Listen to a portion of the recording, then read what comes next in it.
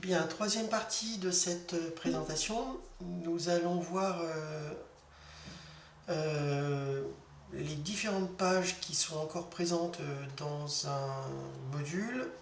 Alors il y a beaucoup de pages qui sont assez génériques, avec des includes. Ça va aller très vite, hein, vous allez voir. Et vous avez la page des listes qui est le plus gros morceau, enfin le dernier des gros morceaux. Et une fois qu'on a vu ça, je dirais qu'on aura fait le tour. Alors il y aura certainement plein de choses à raconter d'autres, hein, mais déjà avec ça, on s'en sort pas mal. Bien. Je vais attaquer par la plus petite, la note publique. Vous allez voir, c'est rapide. Elle correspond, euh, elle correspond à cet onglet. Et ça me permet de vous parler aussi d'une petite subtilité par rapport à la gestion des onglets. Donc là, comme toujours, on a la partie de base. On crée on fait un fetch sur la commande. Et là, on a les actions. Donc, on a les actions pour gérer les notes. Vous remarquerez que c'est la même, cette note qu'on avait sur le card. Si effectivement l'habilitation de saisir les notes directement depuis la fiche était présente. Et tiens, ah oui, oui, on a un hook aussi order note, petite subtilité. On retrouve notre en-tête, on retrouve notre fonction commande prépare head, et là on a un dolget fiche head à nouveau qui va passer le paramètre note. Alors pourquoi ça m'intéresse de venir dessus? C'est que ça me permet de faire un petit laïus encore sur le lib order qu'on retrouve dans le corps lib. Il est où? Il est order lib. Non, ça s'appelle comment? C'est commande? Non, c'est order lib. Corps lib, order lib. Et ben, ah oui, j'ai trié par taille. Je risquais pas de les trouver. Voilà. Donc on avait vu, on avait regardé tout à l'heure le order admin prépare head. On a aussi un commande prépare head. Je sais, il y a un commande d'un côté, un order de l'autre côté. Ne me tapez pas, c'est pas moi qui ai décidé. Bref. Et là, je récupère les différents onglets. Ce qui m'intéressait, c'était de vous montrer effectivement, si on ne veut pas les contacts, il y a une variable qui existe pour désactiver l'onglet des contacts. Si l'expédition n'est pas présente, c'est ici, parce que on a des onglets d'expédition au niveau de la commande, mais comme je n'ai pas activé l'expédition, elles n'apparaissent pas. Et on a à nouveau notre fameux complete head for module qui pointe cette fois-ci sur order. C'est un peu mieux fait parce que là c'est marqué add, donc on sait que d'un côté c'est add et de l'autre côté c'est remove. D'ailleurs il y a une blague avec le external, je ne sais pas pourquoi ils ont fait ça, c'est nouveau. C'est peut-être quand il y a des modules externes, mais normalement ils ne se présentent pas à cet endroit. C'est bizarre.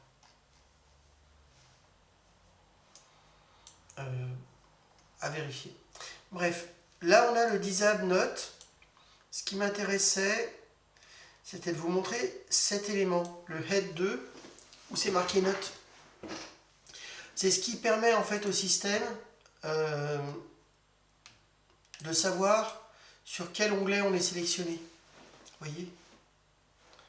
Comme là on a passé le paramètre note, deuxième paramètre,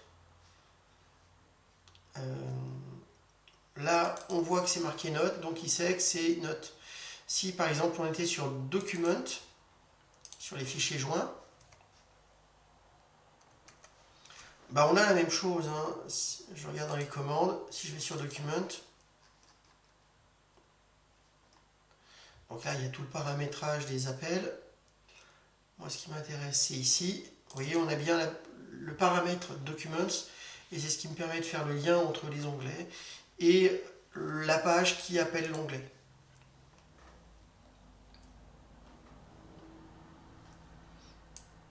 Donc là, typiquement, ensuite on a les événements. Donc c'est si l'agenda est activé et on va récupérer tous les événements associés à la propale pour les afficher au niveau de cet onglet. Qu'est-ce que je voulais dire d'autre? Voilà, sur les petits éléments, il n'y a pas grand chose à dire. On va peut-être regarder en fait le cartouche, à la limite, si ça peut être sympa. Cette partie-là, c'est ce qu'on appelle le cartouche. Et le cartouche, il se présente toujours à peu près pareil. C'est Dolbanner Tab qui va le générer. Vous voyez, dans un cas, on a un titre, mais là, dans le cas du Dolbanner Tab, on n'a pas de titre. Et donc, dans le cartouche, on a ce more HTML qui va se rajouter ici. Donc là, on retrouve typiquement, s'il y avait les projets, ils seraient affichés. Là, il n'y a pas de projet, donc c'est justement le tiers et les références de la commande. Si elles sont présentes, si elles n'y sont pas, elles ne s'affichent pas. Donc on a le Dolbanner Tab. Ensuite, on a un petit include qui va gérer cette partie-là d'édition et de modification. Je voulais aller très vite, c'est pas la peine de trop prendre de temps là-dessus. C'est du code PHP, une fois de plus assez banal, donc il n'y a rien de très compliqué autour de ça.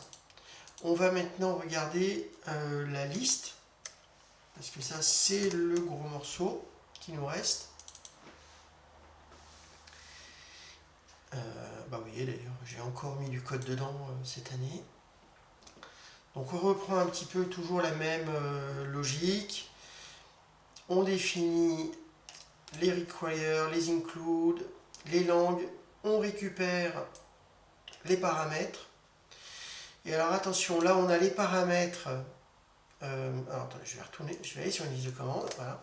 Les paramètres liés aux actions qu'on va faire sur la page. Généralement, c'est toujours lié aux actions de masse parce qu'on n'a pas grand chose de plus. Et la nouveauté, c'est le fameux mode qui est ici, qui est associé au Caban ou pas au Caban. Et ensuite, on a toutes les recherches possibles sur les champs affichables sur la liste. Il y en a un sacré paquet.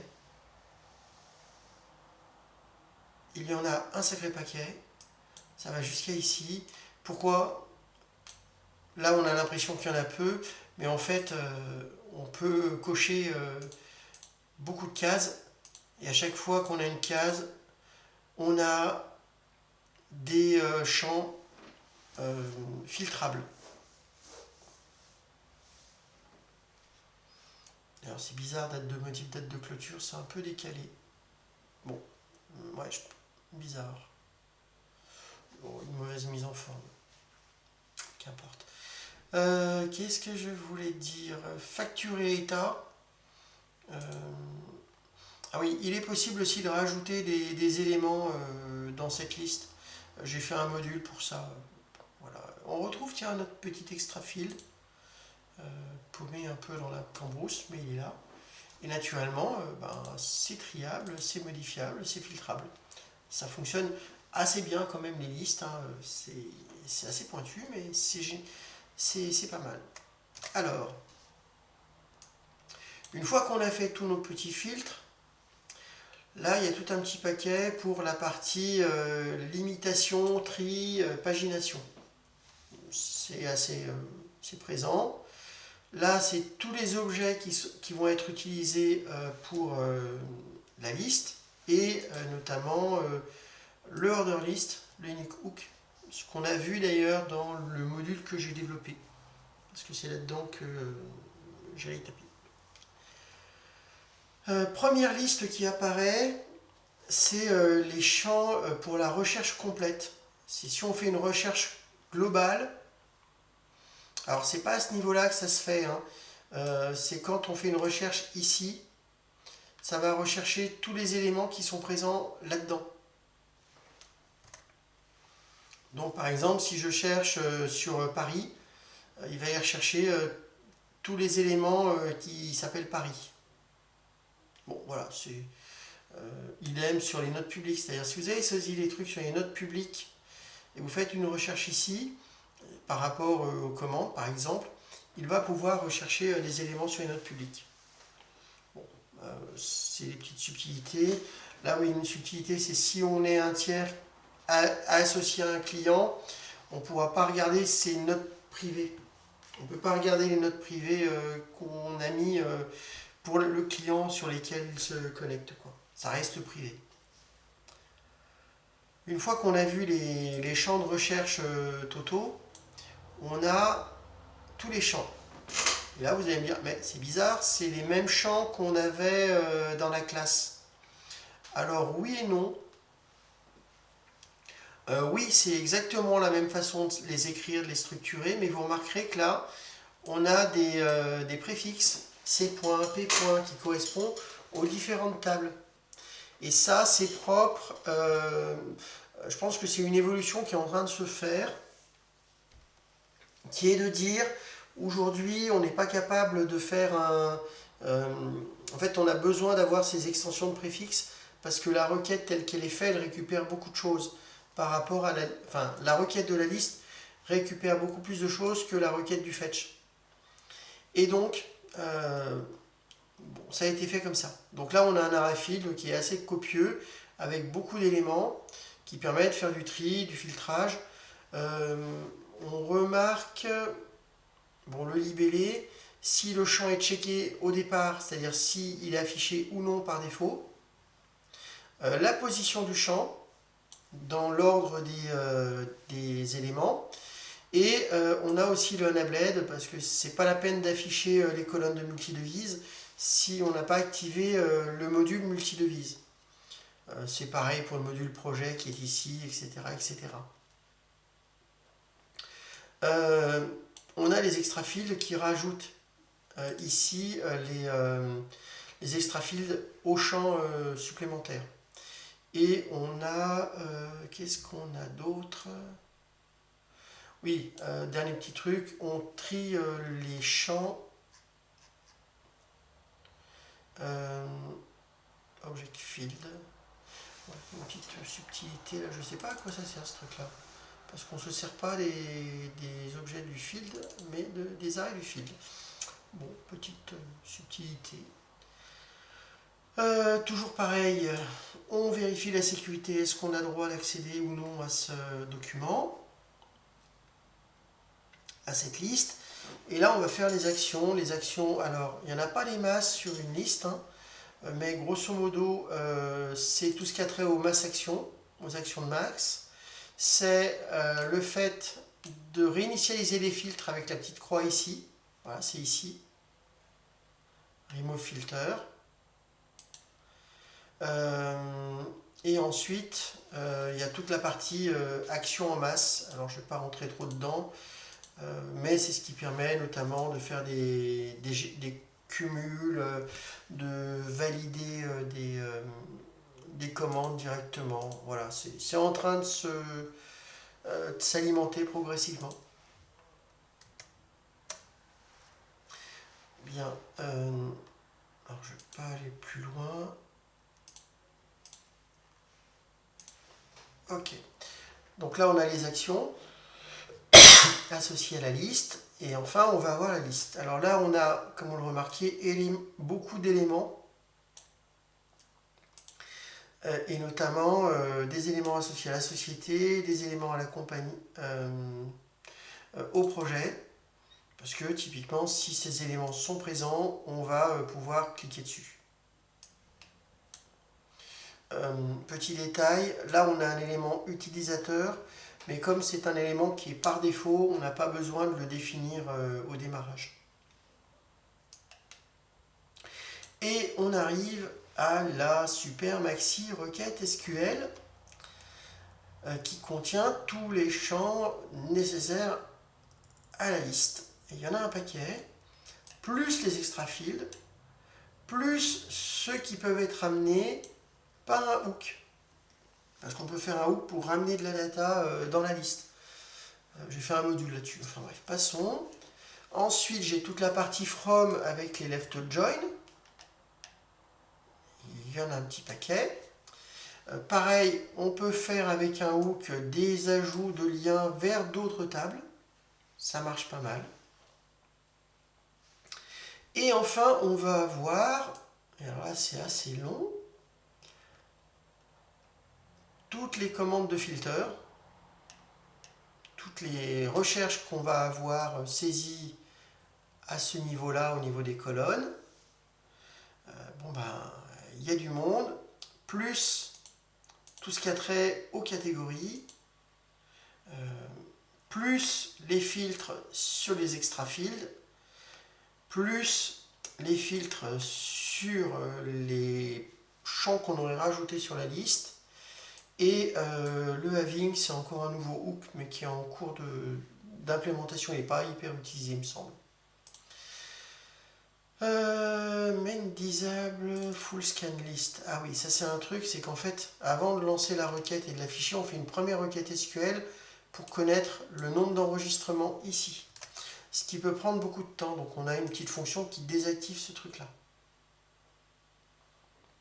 Donc dans un cas, on aura le nombre d'enregistrements, dans un cas, on ne l'aura pas. Et il y a la gestion de la limitation qui correspond à ce champ-là. Le nombre de champs qu'on affiche. Si on a eu une erreur sur la requête SQL, bon, on affiche qu'on a eu une erreur et on affiche les infos d'erreur.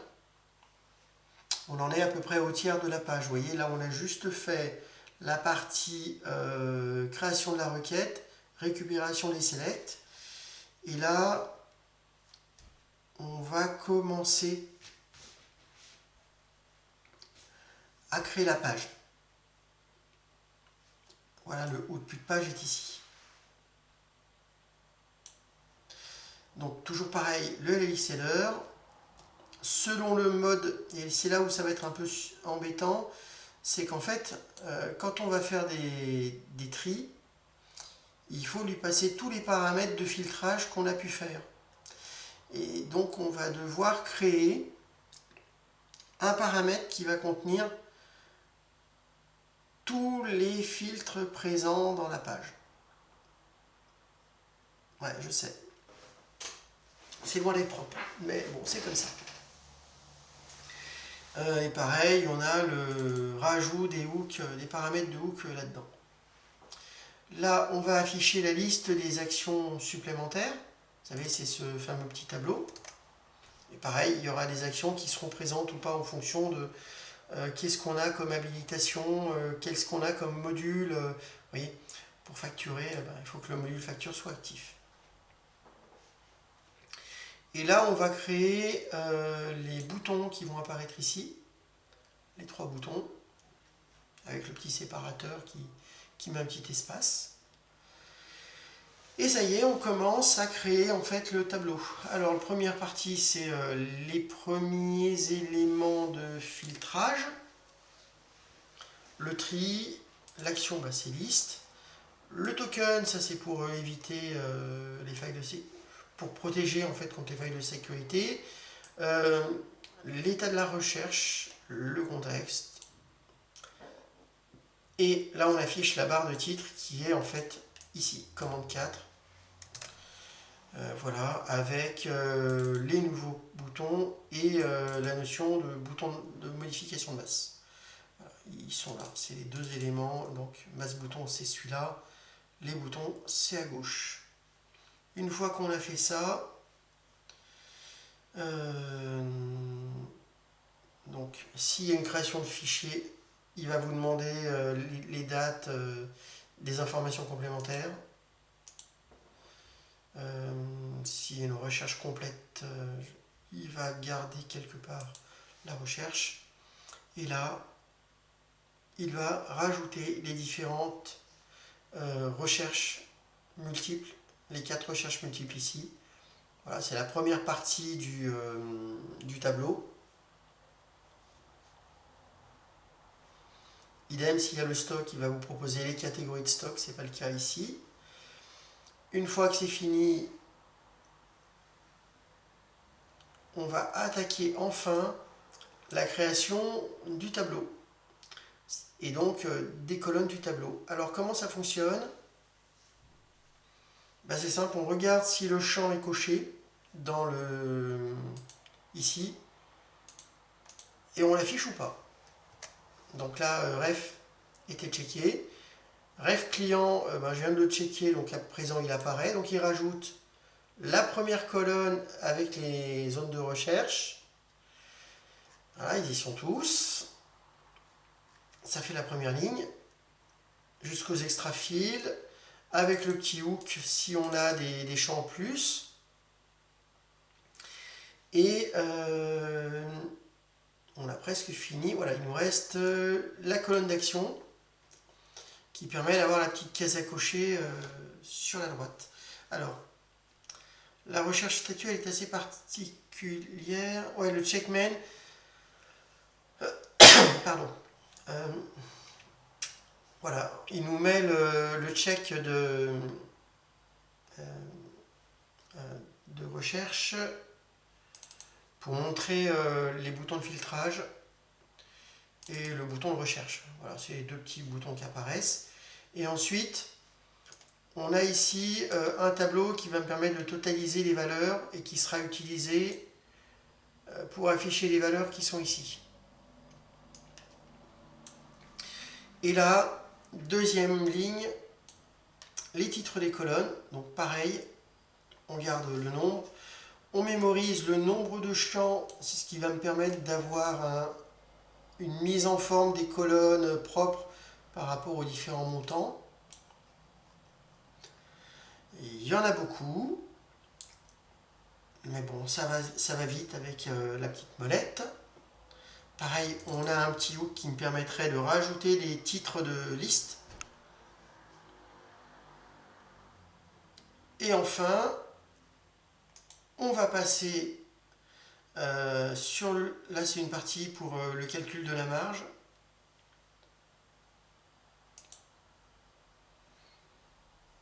Voilà, bon, on s'en fiche un petit peu. Moi, ce qui m'intéresse, c'est ici, en fait, c'est la boucle qui fait le fetch sur chacune des lignes qu'on a dans la liste. Et donc, le max in book, c'est par rapport à la limite et par rapport au nombre d'enregistrements. Si on a 5 enregistrements, la limite est à 20, bon, il va afficher les 5, sinon il va afficher que 20. Et là, ben c'est pareil, on récupère toutes les informations et alors là c'est l'affichage Caban, sinon c'est l'affichage classique et on a ensuite à nouveau, si la colonne est affichée, on va récupérer les informations de détail qu'on va afficher dans le champ de ma liste. Et là, bon bah, comme toujours, il y en a un sacré paquet. Vous voyez, les noms d'alias, le nom, la ville de la société, et voilà, on a tous les champs à la suite. Ça, c'est lié à l'utilisateur. Alors, vous remarquerez, il y a un truc. Alors moi, je suis pas une très, j'aime pas trop ce truc-là, mais bon, comme ils ont fait un select. Et ils ont récupéré les informations de l'utilisateur. Ils vont récupérer la classe user statique, enfin l'objet user statique, pardon, alimenter les éléments de cet utilisateur et faire un get non URL. Pourquoi ils font ça? C'est pour éviter de faire un fetch de user statique. Mais au final, d'avoir récupéré toutes les données, c'est peut-être aussi long ou aussi lourd, quoi. Bon, j'ai pas fait les tests de perf, mais je doute que ce soit vraiment aussi ça amène autant de performance. Mais bon, voilà, ça fait partie des choses un peu bizarres qu'on peut retrouver dans le code de Dolibar. Vous voyez, là c'est pareil. On ne fait pas de fetch de l'ID. On va récupérer les éléments et les afficher derrière. Bon, j'espère qu'ils ont quand même fait des tests pour vérifier que c'était un peu intéressant, parce que si ça sert à rien et que ça bouffe de la conso, je sais pas à partir de quel volume de données ça devient plus intéressant de passer par là.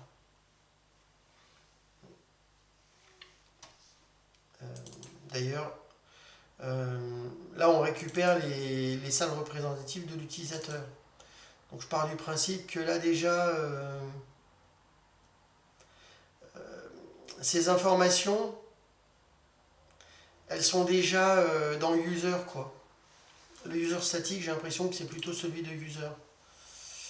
Je me trompe peut-être, mais bon, il y a un truc autour de ça, quoi, à vérifier. Ou il y a peut-être un bug, tiens. Parce que c'est pas dit que dans $user, ce soit vraiment...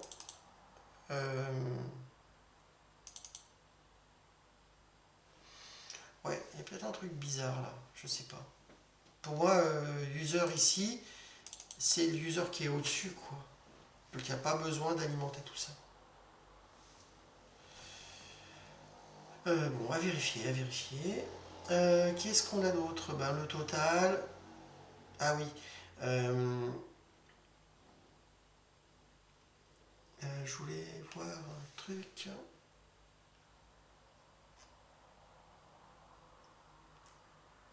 Total margin, c'est pas ce que je voulais regarder. Les extra fields, les dates, les notes. Est-ce que c'est... Il y a les notions de transportable ou pas, si c'est... S'il y a le stock qui est affecté, la partie facturation, le statut et la colonne d'action avec la petite case à cocher. Ce qui m'intéressait, c'était de regarder le total TTC pour vous montrer un peu comment c'est géré sur les lignes de pied. Voilà. Ah oui, non, mais là je suis sur le multi-currency. Voilà, c'est ici. Vous voyez, ici je stocke les valeurs. C'est là où, en fait, j'affiche le montant. Je vais rajouter un nombre de colonnes, mais ce que je vais aussi rajouter, c'est... voilà. Ici, je vais totaliser le montant de la commande, ce qui me permettra d'afficher dans le pied, les valeurs du total qui sont ici. Et ça, c'est géré par un petit include aussi, si je me rappelle bien. Voilà, c'est celui-là. Le list print total qui va vous afficher le total de la ligne. S'il n'y a pas d'enregistrement, bah, il vous dit qu'il n'a pas trouvé d'enregistrement. Et puis derrière, bon, bah, il y a un petit bloc ici qui vous affiche les documents associés